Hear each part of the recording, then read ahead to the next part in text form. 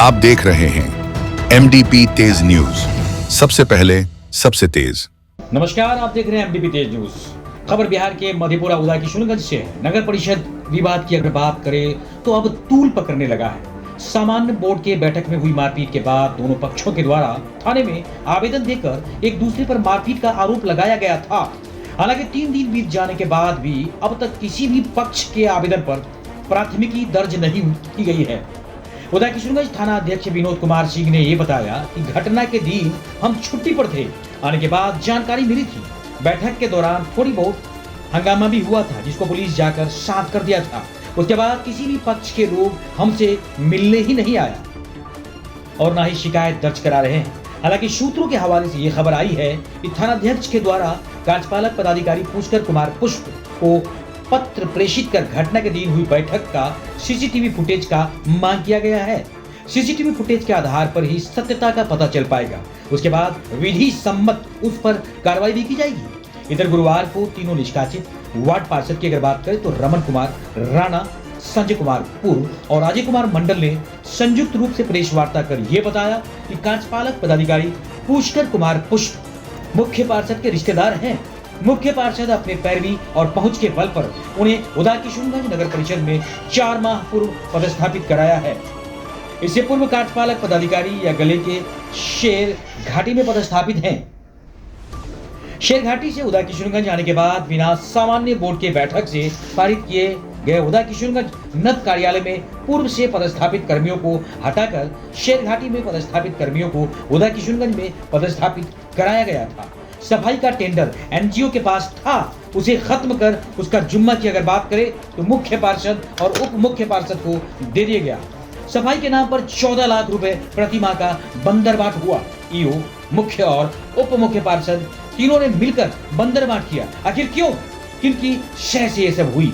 नब के सामान बोर्ड का बैठक प्रति माह होनी चाहिए, जबकि 4 माह बीत जाने के बाद 21 अक्टूबर को सामान बोर्ड का बैठक बैठाया। पिछले 4 माह में भ्रष्टाचार को बढ़ावा दिया गया। 4 माह के बाद की अगर बात करें तो बैठक भी बैठी तो हम लोगों ने जनहित में आवाज उठाया कि नगर परिषद उदा किशनगंज में वाहनों से 2 माह से जो अवैध वसूली की राशि है, कहां है, किसकी जेब में है।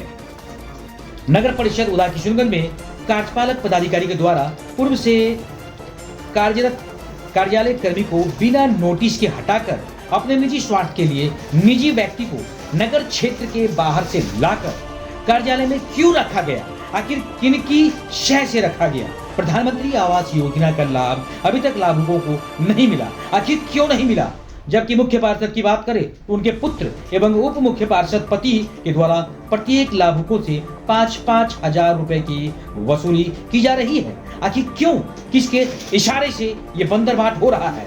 नगर परिषद उदा किशनगंज में जब से वर्तमान कार्यपालक पदाधिकारी अपना योगदान किए हैं, तब से अब तक अपने कार्यालय कक्ष में नहीं बैठते। आखिर क्यों, किसका उनको पावर मिल रहा है? वो अपना आवास से ही कार्यालय का कार्य निष्पादन करते हैं, जिसकी पुष्टि कार्यालय में लगे सीसीटीवी फुटेज यानी कि सीसीटीवी कैमरा से किया जा सकता है। तो ऐसा आखिर क्यों हो रहा है?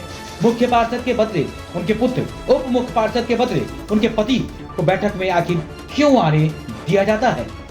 किसी भी मामले की जांच में कार्यपालक पदाधिकारी चुने हुए जनप्रतिनिधि के बदले उनके पुत्र और पति को साथ लेकर आखिर क्यों चलते हैं? इन सब मुद्दों पर सवाल करने पर कार्यपालक पदाधिकारी आग बबूला हो गए, भड़क गए। मुख्य पार्षद पुत्र, उप मुख्य पार्षद पति को बुलाकर कार्यपालक पदाधिकारी ने जबरन हम लोगों को बैठक से बाहर निकालना चाहा। जब हम लोग बैठक से निकलने को तैयार नहीं हुए तो उन्होंने पुलिस को बुलाकर जबरन हम लोगों को बैठक से बाहर निकाल दिया और 2 माह के लिए निष्कासित भी कर दिया, जो कि बिल्कुल असंवैधानिक है। वार्ड पार्षद की बात करें तो रमन कुमार राणा ने यह कहा कि नगर परिषद में ऐसा कोई लॉ और कानून नहीं है जिसके तहत कार्यपालक पदाधिकारी और मुख्य पार्षद वार्ड पार्षदों को बिना नोटिस दिए निष्कासन कर सके। यह कार्यपालक पदाधिकारी सनकी है।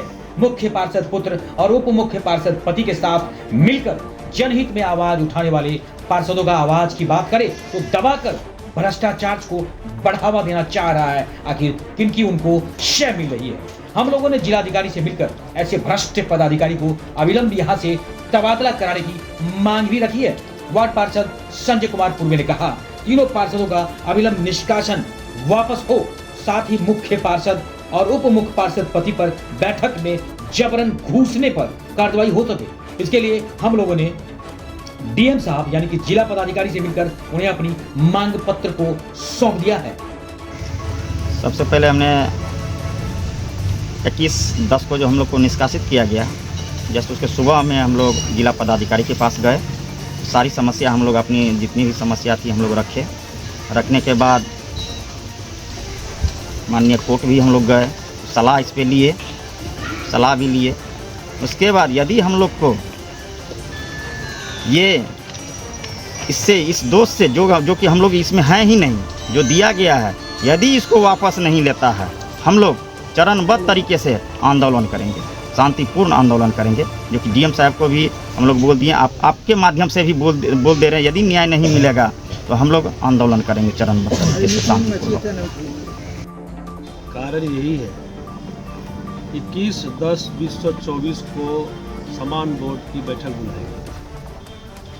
उस बैठक में हम सभी पार्षद शांतिपूर्ण तरीके से अपनी बात को, अपनी समस्या को रख रहे हैं। उसी क्रम में उप मुख्य पार्षद के पति राकेश कुमार उर्फ जॉनसन दास बायजमरन सदन में घुसकर माननीय पार्षद को गाली गलौज करना शुरू। उस चीज़ का हम लोगों ने शांतिपूर्ण तरीके से हम लोगों ने आवाज़ उठाया, ये गलत है, ये असंवैधानिक है। आप लोगों के उसके पश्चात आप लोगों को उसके पर गया है गैर संवैधानिक और संवैधानिक तरीके से लोकतंत्र की हत्या समझी। उन्होंने एक लेटर हम लोगों के हाथ में थमा दिया। पुलिस प्रशासन हम लोगों को बोले कि आप लोग सदन से बाहर चले जाइए। ये कहीं भी नियम नहीं है। ये लेटर क्या दर्शाता है, इस लेटर को आप लोग भी पढ़ सकते हैं। ये लेटर जो 52 रूल 1, 2, 3 का एक्ट का जो रूल दिया गया है, इसमें यह कहीं नहीं है कि हम लोगों को बिना सूचना का वो सदन से बाहर कर देंगे। इसमें कार्यपालक पदाधिकारी जी बार बार मुख्य पार्षद को इंडिकेट करते हैं कि आप इन लोगों को सदन से बाहर कीजिए, सदन से बाहर कीजिए। उनके कहने पर हम लोगों को सदन से बाहर किया गया। ये नियम के विरुद्ध है। अब आप लोगों का अगला कदम क्या होगा? हम लोग का अगला कदम यही होगा, लीगल ओपिनियन लेकर के कार्यपालक पदाधिकारी के खिलाफ हम लोग कोर्ट जाएंगे। अन्य कई बातें भी सामने आ रही है कि आप लोग क्या कहना? ऐसा कहीं नहीं है। जो बैठक शुरू हुई है, सीसीटीवी जो वहाँ लगी हुई है, उसके फुटेज से देखा जा सकता है कौन किनको इशारा कर रहा है। कार्यपालक पदाधिकारी महोदय किनको इशारा कर रहे हैं हम लोगों को निकालने के लिए सदन से। उप मुख्य पार्षद एकदम गलत है। कहीं भी धक्का मुक्की की कोई बात नहीं है। कैमरा जब देखा जाएगा तो स्पष्ट इसमें हो जाएगा कि कौन किसको धक्का दिया। हम लोग एकदम शांतिपूर्वक अपना बात रख रहे थे, इसमें कहीं कोई दो मत नहीं। हम अपना जैसे ही अपना बात और अपने समाज और अपने क्षेत्र का बात करने लगे, विकास के मुद्दा पर बात करने लगे, इसी समय कार्यपालक पदाधिकारी हमको बोला इसको निकालो। और वो कार्यपालक पदाधिकारी चेयरमैन को बोल रही हैं कि आप इसको निकालिए, जबकि हम अपना एकदम जब उसमें जब सीसीटीवी कैमरा जब देखा जाएगा तो स्पष्ट पता हो जाएगा कि हम अपने क्षेत्र का मुद्दा रख रहे थे। और यही नहीं, जिस समय से ही कार्यपालक पदाधिकारी आए हैं हमेशा इसका दोहरा नीति रहे हैं। जब भी हम मिले हैं इससे तो अपने क्षेत्र की समस्या को लेकर मिले हैं। इसका कहना हुआ जहां मेरा मर्जी होगा अपनी मर्जी से मैं चलूँगा। तो बताइए आप ही लोग, हमको जो जनता चुन के भेजी है तो क्षेत्र की समस्या उठाने के लिए भेजी है। किस मुद्दे पे आप लोग बात कर रहे थे? क्या मांग था आप लोगों का? अब क्यों विवाद उत्पन्न हुआ? मांग यही था कि अभी एनजीओ के तहत